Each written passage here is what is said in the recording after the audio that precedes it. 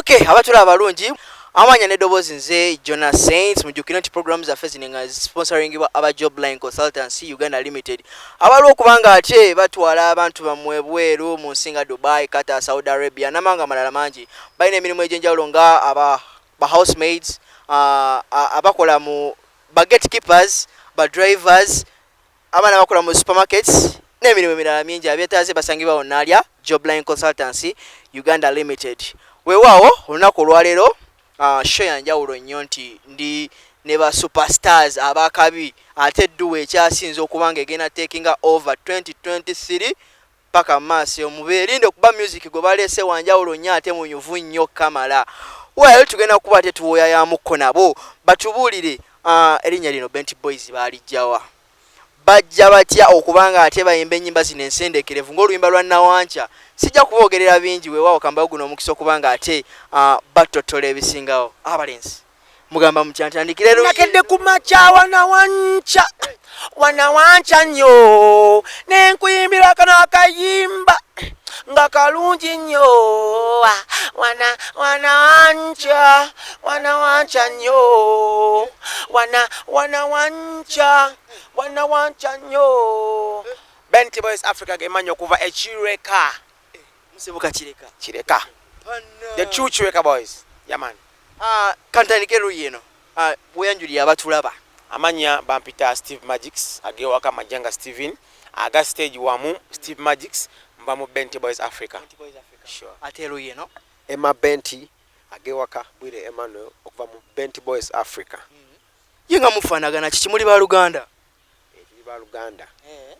mama yo mutata yo oba Luganda abasinkana ku somero ne bakate ekinjalo kye bakuli ba Luganda batuzaala wamu so kati omulabi offe yandiyagadde okumanya career eno mwagitandika mu kyokubanga ate muyingira ekisaawe kinene ekyokubanga muyimba career yavadda kale twali bazinyi kati okuyimba kyalinga kirooto gye tuli nga naffe twegombako abayimbi abamu abatu inspiring nga niwe twakolako nabo nga Daddy Andre abala Waikibenda Levikson Eddie Kenzo nga kale tubegomba lokuba nti twalinamu ka talent ak'okuyimba tugamanyi naffe tukoyo zininja ku nyimba z'abaana naffe kati tukole ezaffe tuzinireko so we had to let dance away and back on music so we had to chase the dream paka nakati tuseku breakthrough yaffe ya Wanawancha era shout out to Daddy Andre okutukirizamu mwala bagana mutyo okubanga ate mukolaganira wamu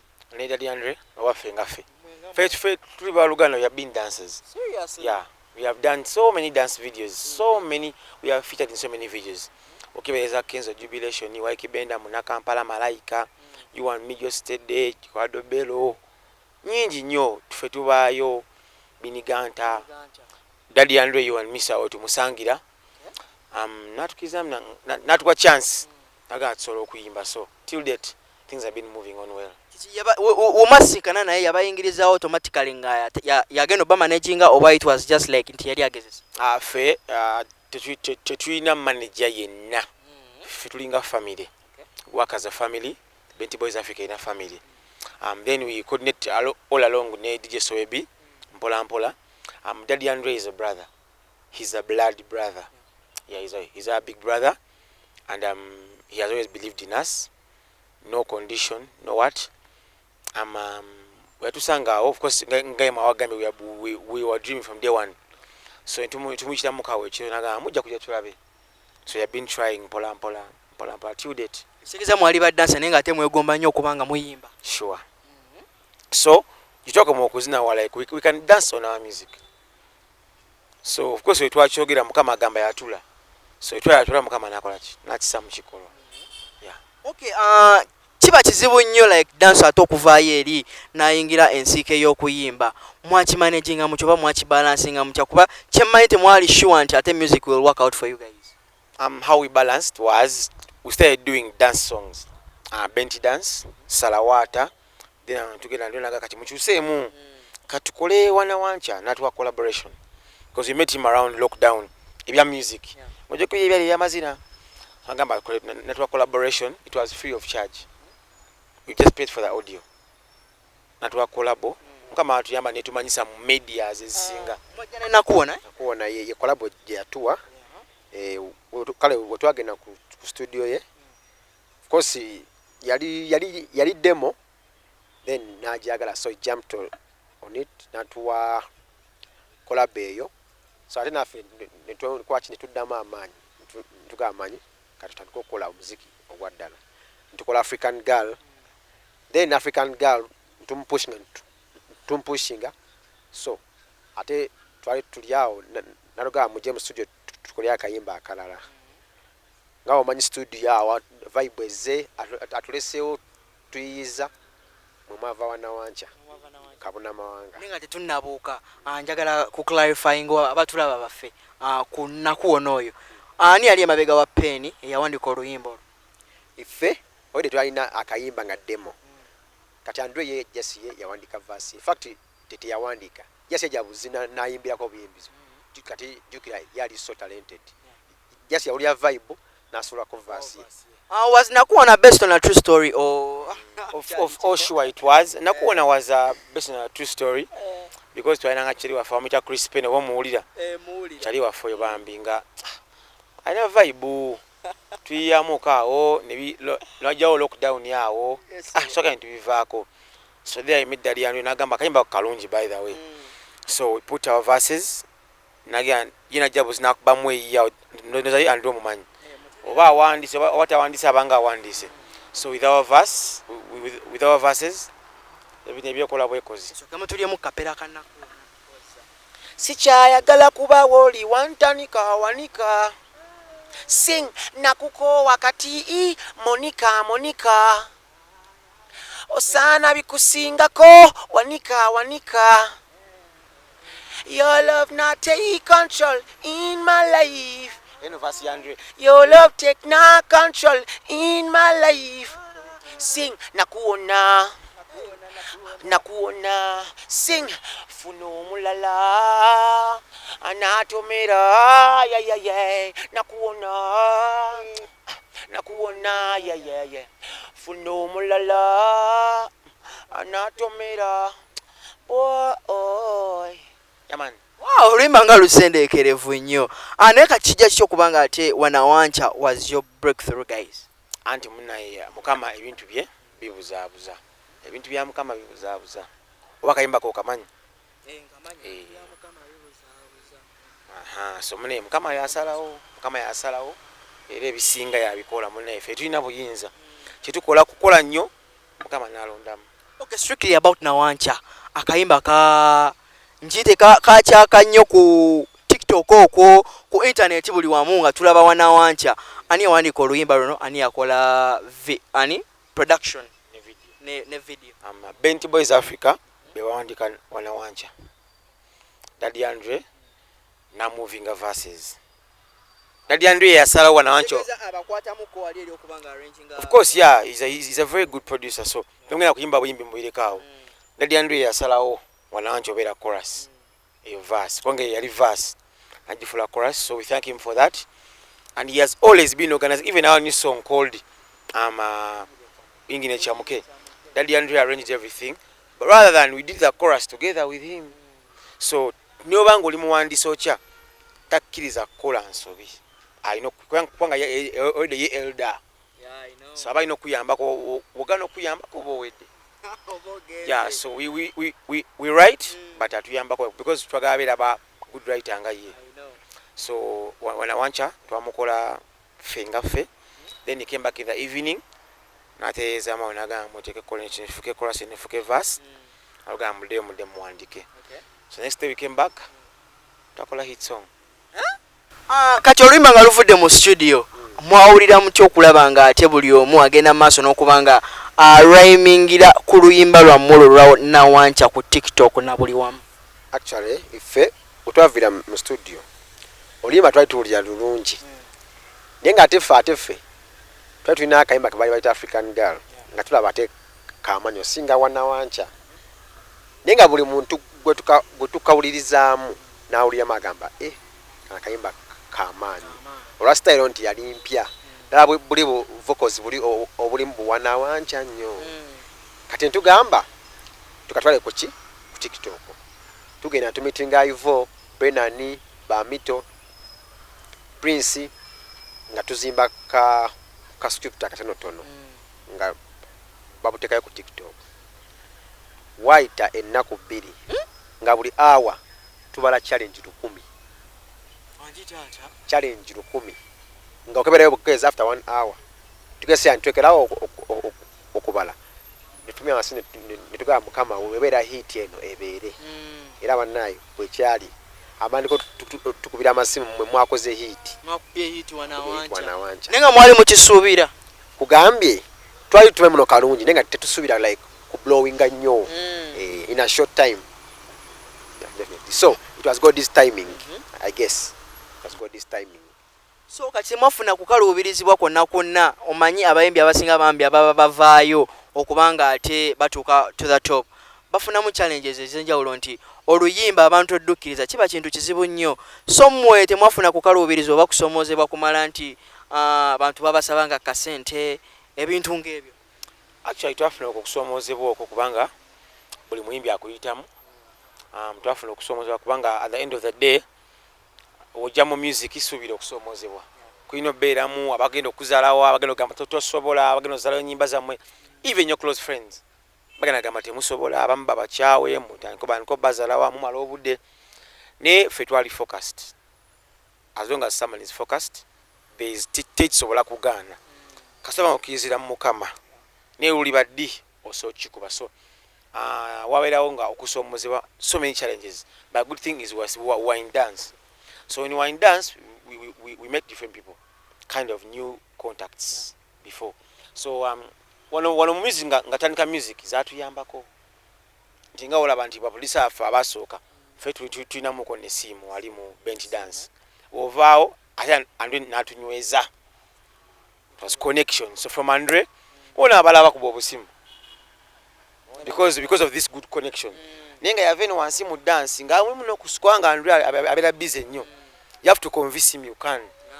So even timing Andre was something very very hard. But Mukama ati yafuna vibe yaffe nagamba nabana kamba sembezi.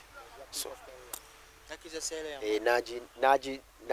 najitu wangambe najikola abantu ne bajaniriza. Okay, ngate tunagenderera maaso. Ndaba engeri gye mwetwalamu, the way you brand yourselves, the way you shoot your musical videos and so on. You seem to be under a management. Temunafunayo baba signing under a management okubanga waliwo endowooza mu Uganda okola video eyakabi ne music wakabi tuna kubera management si must banga banje abali mu big brands nenga so si bafu nenga mshitegera. So gwengo omuntu fenga ba BENTI BOYZ Africa from day one ola video yafe yasoka ya Salawata teyali musende zamani, but we were organized. Nti gwe fenga abantu we have to make sure we can do things okuloza muno inabera mu team nga yamanyi obacho bachife. BENTI BOYZ Africa twina our family is stronger compared of DJ Sowebi, compared of Mikwano ngabo Lugana Daddy Andre kozana lesi manager waffe tetwina any question with his management ne muganda waffe. So that brotherhood without that bond without money connection is very good. Muyiga kuro. So ne TV ezenjawulo tulina emikwano mingi but DJ emikwano mingi, so we sit down and we share ideas from Emma to me, Daddy Andre, Sowebi. There's some sister of ours called Malaika or yo twina abantu bansi. Even that video shoot I know guy cheka amuita Sydney Wala. He's a very good producer and a director. So other than thinking muno inokuba ne management yamanyi okola video yakabi inokuba n'obwongo obwamanyi ng'omuyimbi osobola ofuna ekisinga n'ekirala ffe Mukama ye promoter affe ye manager affe. Sijja kulima muno wanancha twafuna promoter mbatambuza akayimba. Everything was just good. Everything was just good. Okay, ngate tunabukira ddala tegenda maaso. Abantu bangi eyo tebanafuna clarity ya kigambo wanawanja. But in abachimanyi tekitegeeza what was behind this song or the lyrics in wanawanja? Sure. Wanawanja, mama, this song was done early in the morning. Yes, nga bayo twandigambye nakereye olweggulo nnyo naye wali wakumanya so like nakedde ku makya wanawanca early in the morning wanawanca nnyo very early nenkuyimbira akana akayimba nga kalungi nnyo then I sang for you this beautiful song. It was so beautiful. Sure, that's wanawanca. Wow. Okay, let's jump onto the brand new teje mwayingizaawo engini echamuke. Luyimba nalwo lwa tabu nnyo mwalutwaddemu ebivuga ebyalunyumisizza ate ne lulusendekereza bulungi nnyo ddala. Dadi Andrew Benera atweyo kamera touch kuyingina echamuke omukulu oyo omukulu atweyo kamera touch kuyingina echamuke ku iPhone eyo akayimba ko by the way twakakola mabega kao koze nyimba mu studio je ziri nyingi naye sinsa abantu bali bagamba bazaako ki bazaga bano basaaga tubakanga mulengine echamuke because bali babuza kyeshita kutwaga nedda tuchina ni just kale tulimu kuyimba in an organized way. We're not doing it under pressure or anything. We are serving the people of Uganda and the world, musically. Yeah. Bannanga tunagendera ddala maaso abalayi yaffe tusoke tubawe mu kayingini ekyamuke yadde tetulina bivuga saawa zino nenzo oluyimba lunnyumira nnyo ate bulala iPhone kiki tugende.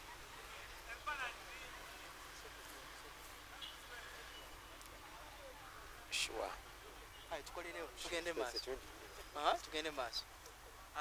Akayimba ako ngeri gye kagenda tukaweereza buli mwana omuto omuzadde maama taata abaana abakyala abafumbo most abakyala onvugira ng'omulele mu bivugo preaching nga teacher yitawo ncamule yingini echamuke onvugira ng'omulele mu bivugo preaching nga teacher yitawo ncamule yingini echamuke tudududundundundu tutututu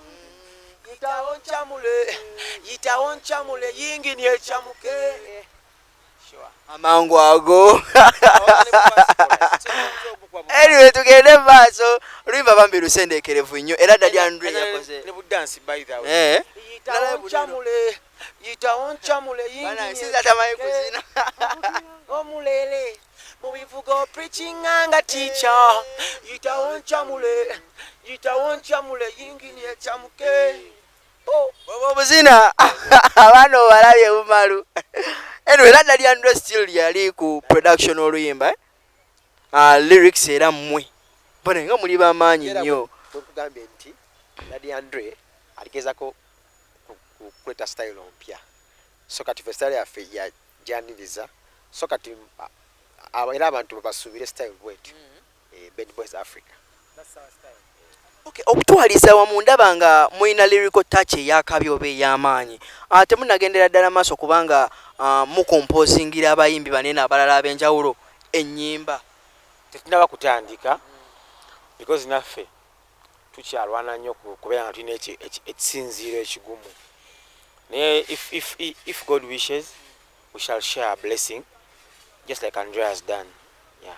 Okay, many artists down there kangambe upcoming kale aba striving okubanga nabo bafuna ekintu ekyenjawulo nga nabo babamanyika bo balina endowooza nti abantu okubanga bakurecognizing in one way or the other oyina kujja nga oteekawo bibeera biro bakangambe nga stunt ezo bo bakati bw'obawa stunt zikola naye zirina okubeera professional kuba stunt zikola amawulire ne gaggwawo just do good music wekkirizeemu ensi wenaakuwa amatu bweti all will be well. Yeah. Okay, as we are finalizing abatula bonna twandiyagadde ate mubawe handles zammwe emikutu gyonna egy'enjawulo kwebana kusobola okubanga basanga music wammwe gwe munaaba mufulumya. BENTI BOYZ Africa obasanga YouTube, Facebook, Instagram, maybe Boomplay, streams ez'enjawulo strictly BENTI BOYZ Africa. Now strictly BENTI BOYZ Africa from YouTube, Spotify. For bookings, Kastofuna DJ Sowebi. Omutegedoyo. Wabukedde TV Yes, sir. kasita omufuna bwoti Benti Boys obeera obalina gye ziri ku TikTok, Facebook, Instagram gye ziri. Eno n'akasembayo akalala. Lwaki kati ennaku zino TikTok ye trending site promotinga ennyimba z'abaana abasituka? Lwaki bwe kityo bwe kiri ennaku zino oba ensangi zino? TikTok your app so many youth have really loved it and they're using it. Comparing we're comparing other TikTok, sorry, other apps, TikTok in a big percentage. So meaning I want all your abantu abanji si wa muzannyo. Abantu bakifula muna aba TikTok alinga ne eriko bantu. So abantu abasinga omusa kusimya bela what? TikTok. So there is no way you're going to leave majority and go for minority. So TikTok yensonga achi eje music mwana songa abantu banji kwebali, they can easily see what you're doing. Inga online TV. It's like an online TV. Yafuka TV kati mwe muntu waba board. Agenda ku TikTok. Definitely. Okay. Changunyo penetrating kubanga abantu kasita bakyagala we bati kigetinga viral. It's like the best ground promotion is TikTok. No muntu ali aluwa ewa agenda funa kayimbako on zero costs. Okay, your final remarks to the people watching us and your fans as well. We first thank the Ugandan DJs. We thank the Ugandan presenters, MCs, and we mostly thank TikTokers. Ivo Official, Tarzan, Brina, your team. We love you so much. Thank you so much for believing in us. We thank God for having all these blessings. We thank Andre for sharing a blessing. We thank the team, BENTI BOYZ Africa team. We thank family Malaika. We thank DJ Sowebi. And then we thank this great man here for giving us this good opportunity. Jonas Saints, Nick Kamerao, Umaru, kwagala nnyo because guno mukisa banji bagunonya. Mukama watsanyo tumusaba sikalenga watsa. Amina. Okay, si bagamba bacha mu Luganda. Nazino obulungi ava mu ddiiro amanya nsigadde nze Jonas Saints. Ebirungi bichaja temuvaako mbadde ne ba BENTI BOYZ Africa.